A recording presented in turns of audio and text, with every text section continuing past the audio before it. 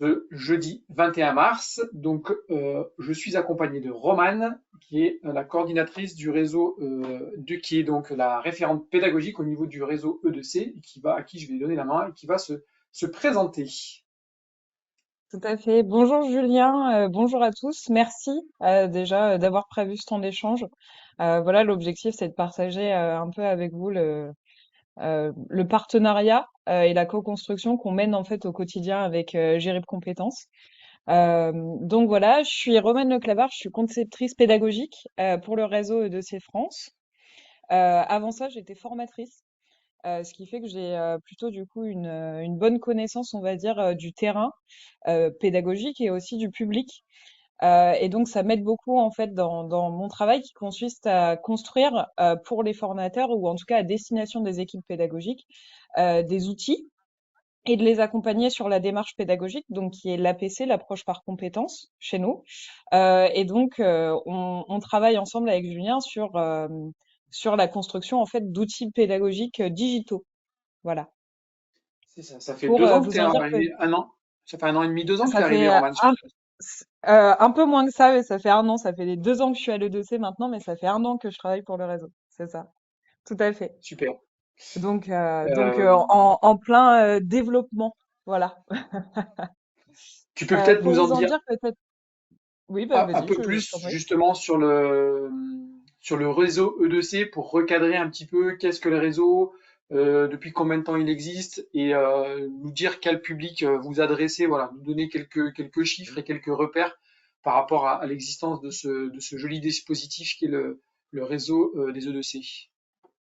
Tout à fait. Alors, pour vous en dire quelques mots, en fait, partons de la source qui sont les écoles de la deuxième chance. Les écoles, en fait, elles naissent d'une impulsion européenne et notamment de l'impulsion européenne d'Édith Cresson dans un livre blanc. Il me semble que c'est la slide suivante, Julien, si je peux me permettre. Parfait, merci. Dans un livre blanc qui s'appelle Enseigner à apprendre vers une société cognitive, donc qui a été formulé fin des années 90, début des années 2000. Et ce livre blanc, il s'est basé vraiment sur trois grands axes principaux l'accompagnement social, euh, l'insertion professionnelle avec l'alternance et des dispositifs de formation innovants. Et tout ça, ça a mené l'E2C à construire en fait sa mission, qui est de former les publics les plus éloignés de l'emploi, ce qu'on appelle aujourd'hui les NET, donc des jeunes de 16 à 25 ans qui sont ni en emploi ni en formation, et de les accompagner en fait vers une insertion citoyenne, sociale et professionnelle durable, en répondant aux enjeux territoriaux et aussi et surtout aux ceux des entreprises, c'est-à-dire qu'on a un fort ancrage territorial. En 2004, donc les premières écoles en fait sont nées suite à ce livre, donc fin des années 90, début des années 2000. Et au vu du développement, en 2004 est né le réseau E2C France, qui est en fait l'association des écoles membres. Et donc son objectif, c'est déjà d'accompagner le développement des écoles et puis d'uniformiser les pratiques, donc les pratiques pédagogiques, la démarche pédagogique, grâce notamment à un label. Voilà, donc ça c'est vraiment le cœur de notre métier. Pour vous en dire un peu plus, peut-être donner quelques chiffres histoire qu'on réussisse à se repérer. Le réseau E2C France, c'est 56 E2C et 159 sites écoles répartis un peu partout en France et sur les territoires ultramarins. On accueille environ 17 000 stagiaires par an dont près de 90% sont des jeunes sans expérience professionnelle. Je me suis permis de rajouter un petit tableau pour que vous voyez un peu la typologie de notre public, qui est quand même un public assez particulier parce qu'on parle de net et cette catégorie veut à la fois tout et rien dire. Concrètement, on est sur presque une mixité parfaite en termes de genre. On accompagne principalement des mineurs et on voit que tous les ans, ce nombre augmente puisqu'on accompagne, du coup, je le rappelle, des jeunes en recherche de construction sociale et professionnelle de 15 à 25 ans. La majorité ont la nationalité française et surtout on est sur des petits niveaux où avec peu de qualifications. Une grande majorité est ce qu'on appelle des niveaux infra 3, c'est-à-dire en dessous du CAP, une partie sont issus des QPV. Voilà. Euh, pour vous en dire un peu plus sur un parcours type, très concrètement, on travaille avec des prescripteurs majoritairement. La mission locale en fait partie. Un parcours type pour un stagiaire E2C, c'est un parcours qui va durer allez, on va dire 6 mois et 1 an en moyenne. Il est destiné à des jeunes qu'on va appeler des stagiaires chez nous, puisqu'ils sont stagiaires de la formation professionnelle, qui ont pour objectif de construire un projet d'orientation. Donc, ils vont rentrer et en fait, ça va vraiment être basé sur un triptyque, c'est-à-dire qu'il va y avoir l'accompagnement social d'un côté, c'est-à-dire qu'on est sur un parcours entièrement individualisé pour répondre à la levée de ce qu'on appelle chez nous les freins périphériques, c'est-à-dire les problèmes sociaux, économiques, familiaux, la mobilité, etc. Donc, il va y avoir un vrai accompagnement, parfois aussi un accompagnement psychologique, parce qu'on se rend compte qu'il y a de plus en plus de jeunes, notamment depuis le Covid, qui rencontrent des difficultés d'ordre psychologique, voire psychiatrique. Et ils vont rentrer chez nous. Et pendant ce parcours, il va y avoir du coup toute la mise en place de la démarche pédagogique de l'approche par compétence, c'est-à-dire qu'ils vont participer à des projets et on va essayer de donner du sens à l'apprentissage. L'objectif, c'est pas du tout euh, de faire de la remise à niveau du français, des maths pures et dures, mais de donner du sens à ce qu'on fait dans leur objectif d'insertion, dans leur projet professionnel. Et pour ça aussi, ils auront 30% minimum d'alternance en entreprise, c'est-à-dire que ils seront chez nous où ils feront des projets, puis en stage, puis chez nous, ils vont pouvoir découvrir des métiers au fur et à mesure, jusqu'au moment où ils auront des possibilités de sortie, que ce soit en formation ou en emploi. Et donc aujourd'hui, on est presque à 60, enfin un peu plus de 60, on est à 63% de sorties positives. Voilà, pour vous dire un peu plus sur le réseau. Merci Roman pour toutes ces précisions. Et effectivement, tout à l'heure, j'ai balayé rapidement la carte pour appuyer les propos de Roman. On voit bien qu'il y a un fort maillage au niveau national de ce dispositif, à la fois en métropole et aussi en Outre-mer, présent sur les différents territoires d'Outre-mer. Alors, si on revient un petit peu à la collaboration entre GERIP et le réseau E2C, cette collaboration, elle a débuté un petit peu au moment du Covid en fait. Si je refais un petit contexte historique, il y a eu un besoin à ce moment-là d'acquérir des outils pour travailler en distanciel. Et de fil en aiguille, on a commencé à travailler avec quelques écoles au niveau Rhône-Alpes. Le projet a été souvent porté notamment par le DEC Lyon et par Pascal Bouisset. Et ensuite, ça s'est assez rapidement répandu sur l'ensemble du réseau. Et depuis 2, 3 ans, il y a quand même une grande partie des écoles de la deuxième chance qui utilisent au départ la plateforme GRIB Compétences dans sa version, je dirais, globale, celle qui est proposée à l'ensemble des utilisateurs.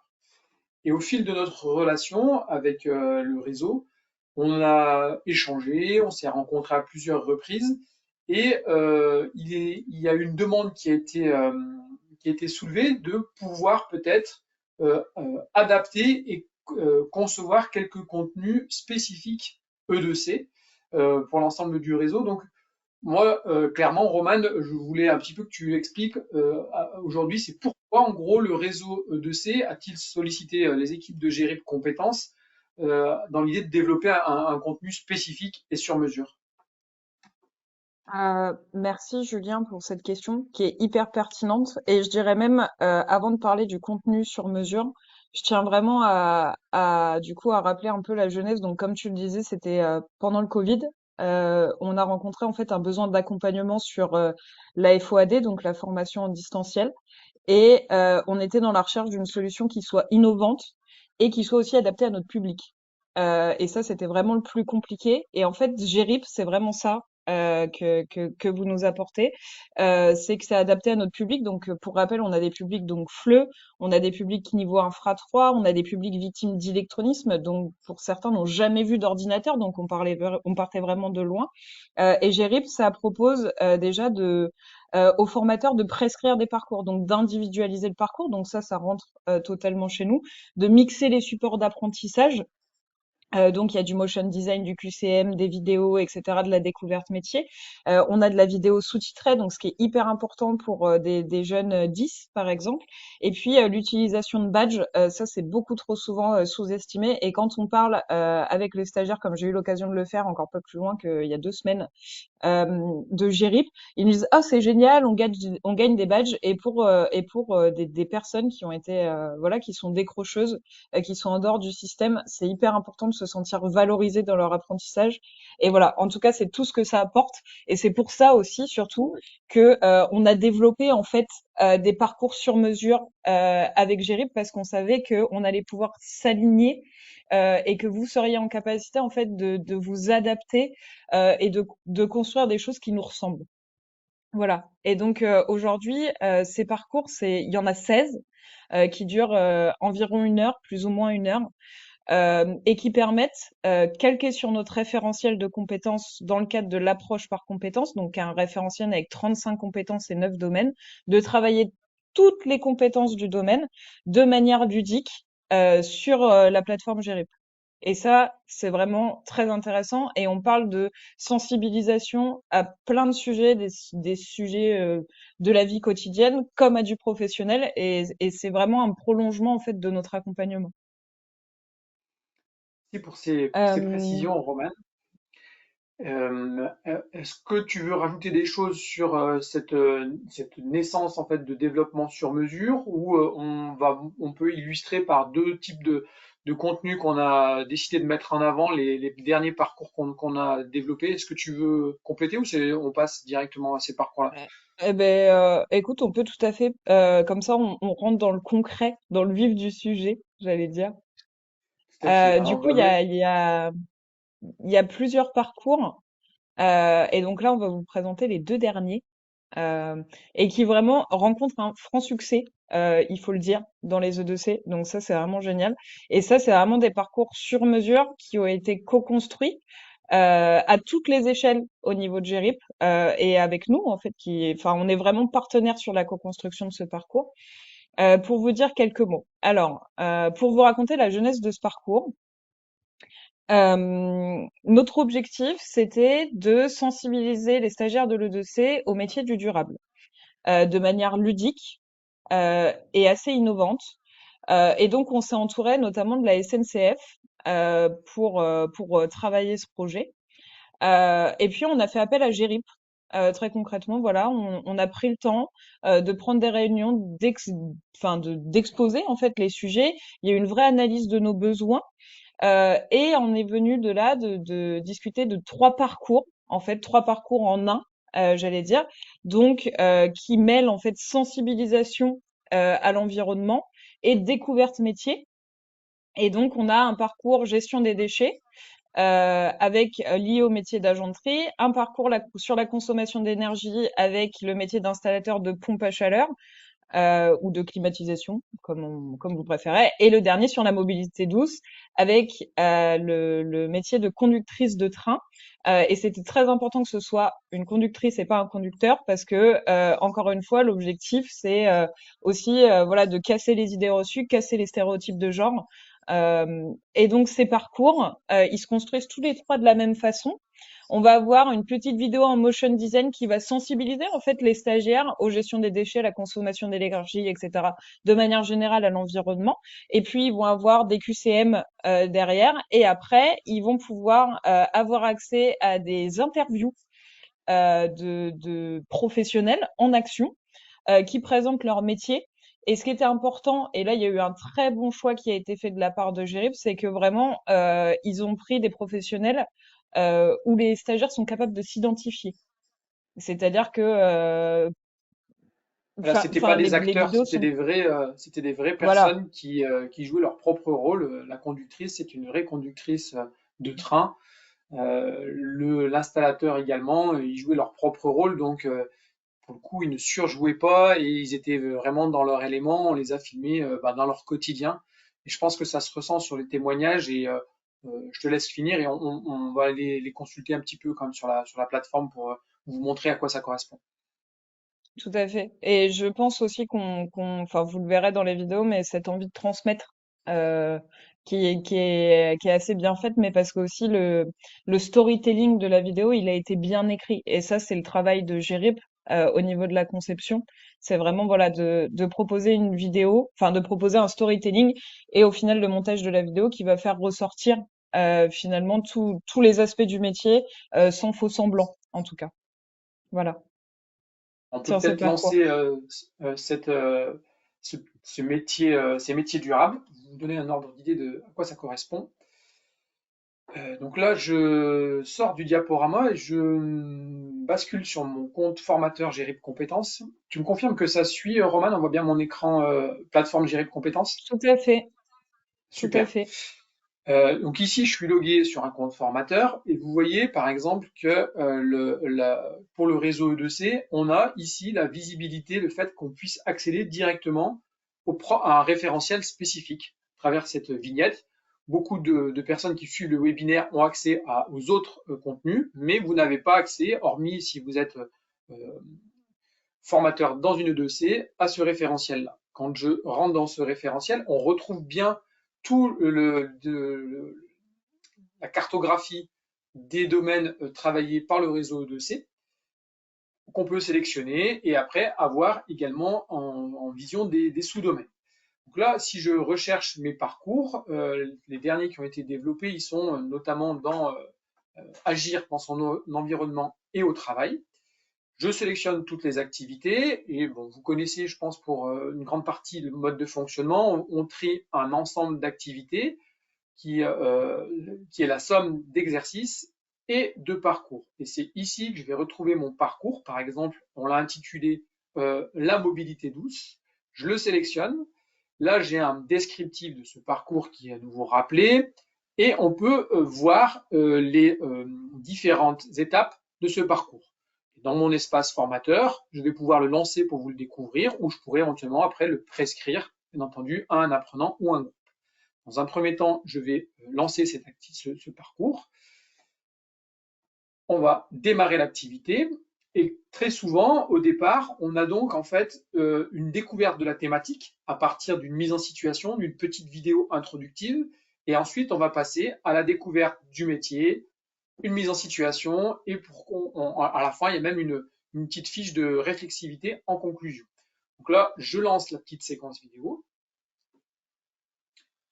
que vous pouvez zoomer également, hein. Ça, c'est la petite séquence vidéo qui dure 1 minute, sur lequel on peut également oraliser le descriptif. Je vais pas la faire défiler jusqu'au bout, c'est pas l'objectif. Là, c'est pour vous montrer un petit peu la scénarisation. Et ensuite, on va donc avancer de façon plus concrète dans la prise en main de ce parcours. Toujours là, une deuxième vidéo qui apparaît de façon plus précise pour vraiment être en rapport avec l'activité concernée.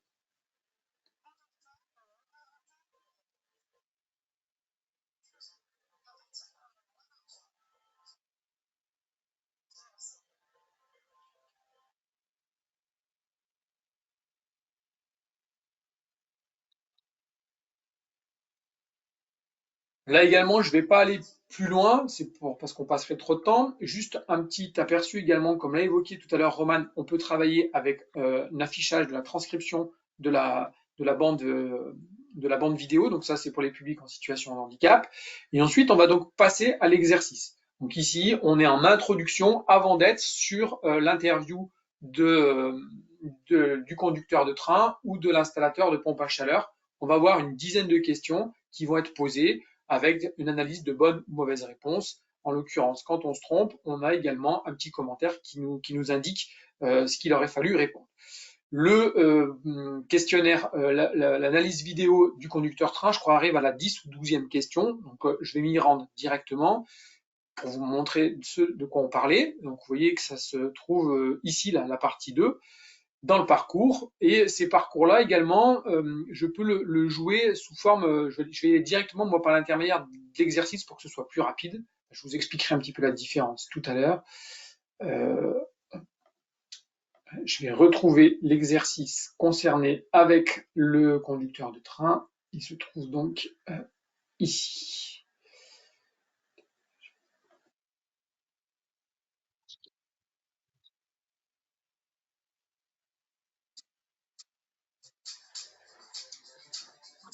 Autant pour moi, c'est l'installateur de pompe à chaleur. Désolé, je vais revenir sur le conducteur de train, c'est celui-ci.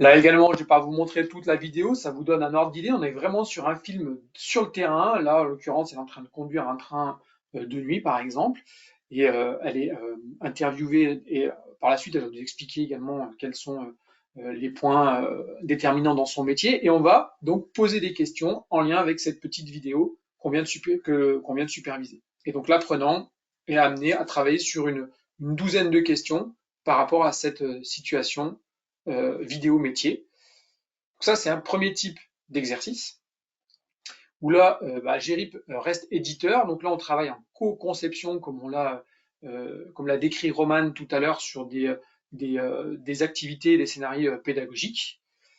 On a parfois la possibilité de revoir la vidéo pour rechercher des indiçages. Voilà, typiquement, on a une autre typo d'exercice, un autre moteur d'exercice. On essaye également de varier les activités pour qu'il n'y ait pas de monotonie au niveau de l'apprenant. Et là, on est sur un exercice où on doit remettre les phrases dans le bon ordre, dans l'ordre chronologique. Et c'est du cliquer, poser en fait sur les activités. D'où la possibilité ici de revoir la vidéo si on ne s'en rappelle plus pour retrouver dans quel ordre on met les éléments. Je ne pense pas les avoir mis dans le bon ordre, donc j'ai un deuxième essai pour m'inviter à remettre dans le bon ordre les éléments. Quand on se trompe, on a la proposition de réponse qui est suggérée. Et après, on va passer sur un autre texte, sur un autre exercice avec une typologie différente de l'exercice précédent. Ça, c'était le témoignage sur la conductrice de train.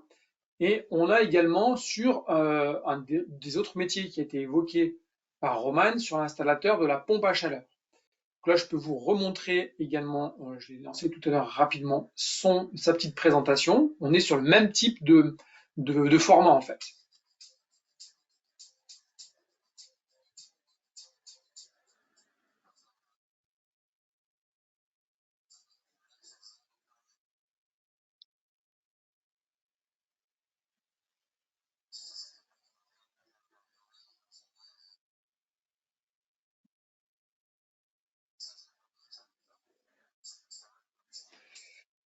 Également, je ne vais pas aller plus loin, mais c'est le même principe que tout à l'heure. On va reposer des questions donc à l'apprenant par rapport à cette vidéo-là. Et j'enchaînerai également, notamment, on peut aussi travailler sur un deuxième type d'activité pour être plus en mise en situation. Là, on a des réponses, des questions qui sont liées au témoignage apporté par le professionnel, et après, on a des mises en situation par rapport à ces métiers-là. Si je vous montre l'installateur de pompe à chaleur, on a créé des activités en lien avec les mathématiques. Notamment ici, on va expliquer que l'apprenant, il va être, c'est assez contextualisé, il va se mettre à la place de l'installateur. On va lui demander de poser une pompe à chaleur, donc il y a un certain volume à calculer, et on va vraiment le mettre en situation. Et il a pu le voir dans la vidéo précédente, donc il y a un lien qui s'effectue, et on va travailler sur des notions transverses en fonction du métier. Notamment, là, c'est un métier où il y a peut-être plus besoin de mathématiques, et on va travailler sur ces notions-là. Et je me permets, Julien, mais c'est dans ce Si elle sens-là te... aussi Ouais, que on peut dire que GRIP, ça permet, dans le cadre de notre démarche pédagogique, de donner du sens. C'est-à-dire que c'est ce que je vous disais tout à l'heure. On fait pas des maths pour faire des maths. Euh, voilà, on remet dans des situations concrètes et on donne du sens à ce qu'on fait. Et ça leur permet de se projeter, en fait, tout simplement. Et pour autant, ils travaillent des compétences en mathématiques. régulièrement dans nos modules, on essaye vraiment de travailler avec cette approche-là. On le retrouve aussi indirectement dans un référentiel qu'on a sur le code de la route. C'est pareil, on travaille les mathématiques ou la partie cognitive dans des notions transverses, comme l'explique Roman. Ça a beaucoup plus de sens au niveau des apprentissages et ça permet ouais, de les appuyer de manière plus forte en fait. Si je reviens au diaporama, Ça, et puis là, j'allais dire aussi pour faire une petite transition, voilà, on parlait de mixer les supports. C'est quelque chose, là, vous l'avez vu, on le retrouve beaucoup. Et on parlait des sous-titres, mais en fait, il y a aussi l'oralisation, qui est un vrai avantage dans GRIP, j'allais dire comparé même à d'autres solutions. Je ne sais pas si vous connaissez Pix, par exemple, donc qui est une plateforme pour l'équivalent du B2I avant, mais en tout cas du coup pour les compétences numériques. Aujourd'hui, nous, on se rend compte que on le développe chez nous, mais voilà, sur des jeunes, par exemple, qui sont FLE, on a du mal à ou qui sont victimes d'électronisme, qui n'ont tout simplement jamais vu un ordinateur, on a du mal en fait à les faire aller directement sur Pix et donc du coup, Gérip c'est un tremplin pour ça aussi parce que voilà ils ont vraiment pensé et fait du sur-mesure par rapport au public et ça c'est vraiment hyper important. merci Roman. Et on connaît quand même bien ce public depuis de nombreuses années et on voit les difficultés qu'ils sont susceptibles de rencontrer. Donc c'est vrai que de mettre en place le numérique permet parfois d'accompagner plus facilement ces personnes-là avec l'oralisation. On peut aussi sélectionner une police spécifique sur gérer compétences pour les publics 10 par exemple. On peut jouer sur le contraste et également l'interlignage. Donc tous ces outils bout à bout permettent d'aider l'apprenant. Et maintenant, dernièrement, il y a vraiment toute la transcription de toutes les vidéos et de toutes les images. Ça, c'était donc les derniers parcours qui ont été livrés au réseau E2C en fin d'année dernière. Et préalablement, on avait travaillé aussi sur des parcours sur le bien manger. Euh, Quand tu es arrivé ou avant que tu arrives, Roman, on avait travaillé avec Rémi là-dessus. Est-ce que tu peux nous en dire quelques mots? Pourquoi ça avait été, pourquoi vous aviez cette demande là-dessus? Alors c'est assez drôle parce que justement c'était juste avant que j'arrive, donc c'était mon prédécesseur avec qui vous avez travaillé. Mais moi en fait ce parcours-là, je l'ai préparé sur le terrain. Donc comme je vous disais avant, j'étais formatrice et donc j'avais le pendant, on va dire en présentiel, en formation collective. Et je me suis beaucoup questionnée quand j'ai créé ça sur comment est-ce qu'on allait le digitaliser. Et donc ça a été pris en main au niveau du réseau avec Gérip. Donc, le parcours Mieux manger, en fait, il rentre dans un appel à projet qui était la réponse à la Fondation Carrefour sur justement le mieux manger. Et l'objectif, du coup, c'était de sensibiliser les stagiaires de l'E2C à des meilleures conditions de vie de manière générale et notamment en termes de nutrition. Et notre objectif, c'est toujours du coup de le faire dans le cadre de la découverte métier. C'est pour ça que ce parcours, en fait, il est divisé en deux. Donc, on a les conseils du nutritionniste où on découvre aussi un peu finalement ce que c'est que le métier de nutritionniste. Et puis, une immersion en cuisine où on va parler de recettes, etc. Et donc, à travers ça, transversalement, en fait, finalement, on travaille plein de compétences. Et c'est ce qu'on cherche à faire, du transversal.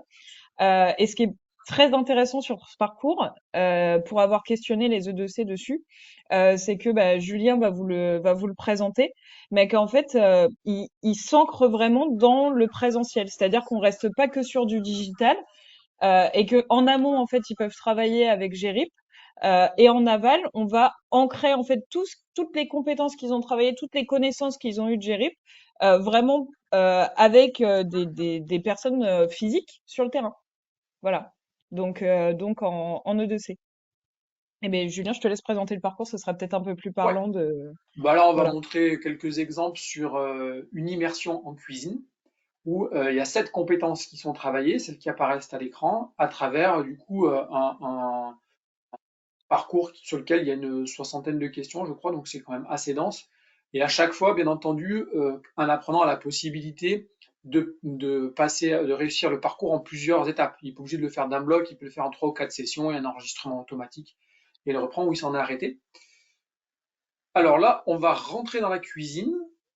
Ici, c'est un peu comme tout à l'heure, on a une vidéo d'introduction à chaque fois, hein. Maintenant, dans une grande majorité de nos activités, dans les parcours, on essaye de planter le décor en quelque sorte, sur lequel on peut donc oraliser ou pas le retour oral. On peut jouer le plein écran. Donc ça, c'est ce qu'on appelle des vidéos motion design.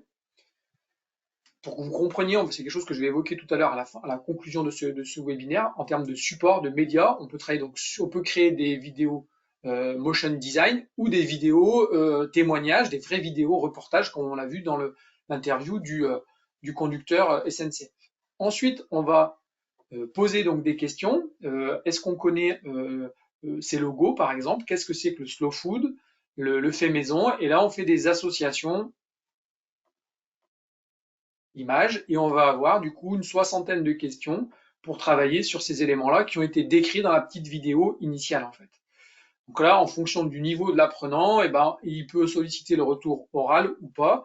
Et toujours l'objectif de proposer des exercices variés, que ce ne soit pas toujours le même fil conducteur d'activité, qu'on ait des activités qui se suivent, mais qui soient quand même différentes au niveau du moteur d'exercice.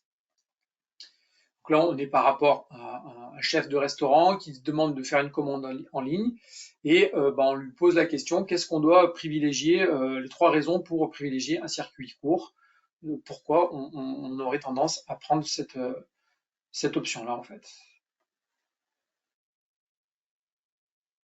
Okay. Et après, là, on retrouve des exercices qu'on avait vus tout à l'heure sur de la chronologie. Après, il peut y avoir des activités basées à partir du podcast. Voilà. Tout un ensemble d'exercices que l'on propose là-dessus. Je vais vous montrer une autre activité.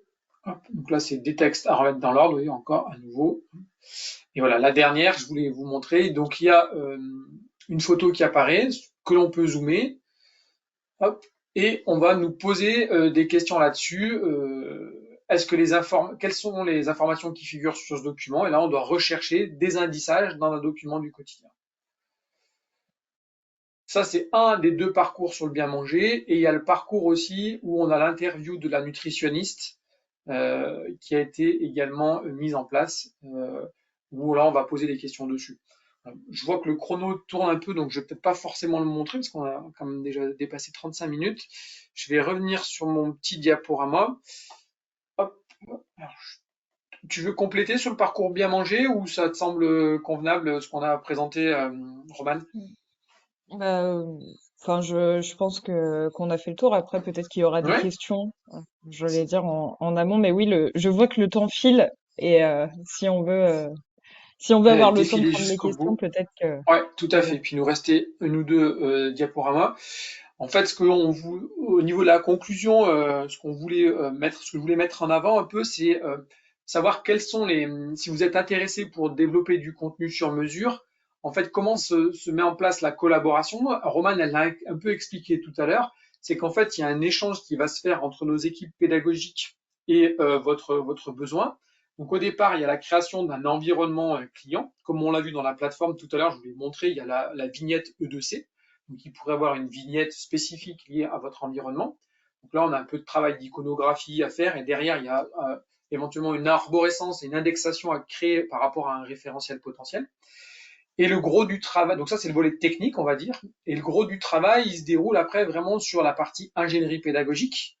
Donc là, on va rentrer en discussion souvent entre ingénieurs pédagogiques où il y a une analyse des besoins, une scénarisation qui est mise en place, et après, nous, on vous fait une livraison d'un prototype. On est sur ce qu'on appelle un POC en jargon technique, et ça, après, là-dessus, il y a des allers-retours qui sont effectués. Nous, on s'adapte. Vous avez vraiment votre mot à dire également sur nos propositions, qui en général remontent d'analyse de besoins. Et là, on vous remet aussi un planning en fait pour vous expliquer le séquençage. Une fois que ça c'est validé, on va le dupliquer sur une plus grande échelle sur la création d'un parcours. Donc là, nous, on va créer davantage de questions. Et ce qui prend plus ou moins du temps en fonction des options choisies, c'est la création de médias. Donc là, sur la création de médias. On va pouvoir créer des médias, utiliser des photos, soit dans des banques de données d'images déjà existantes sur lesquelles on est abonné, mais qui vont peut-être être moins personnalisées. Ou alors on peut aller sur le terrain, prendre des photos, faire des reportages vidéo. Là-dessus, on travaille soit en interne, soit on a des partenaires. Par exemple, les vidéos qui ont été tournées sur la conductrice de train qu'on a vu tout à l'heure, ou sur l'installateur de pompe à chaleur. Là, on travaille avec un partenaire spécialisé qui est notamment qui est explorateur des métiers. Je le cite parce qu'on travaille depuis longtemps avec lui et ils sont top sur le tournage de supports vidéo. Et on peut faire aussi, nous-mêmes plus en interne, des vidéos, ce qu'on appelle de motion design. C'est ce que je vous ai montré tout à l'heure. On a un outil qui s'appelle Powtoon pour les concevoir. Cette étape-là, c'est la plus longue en fait, la création.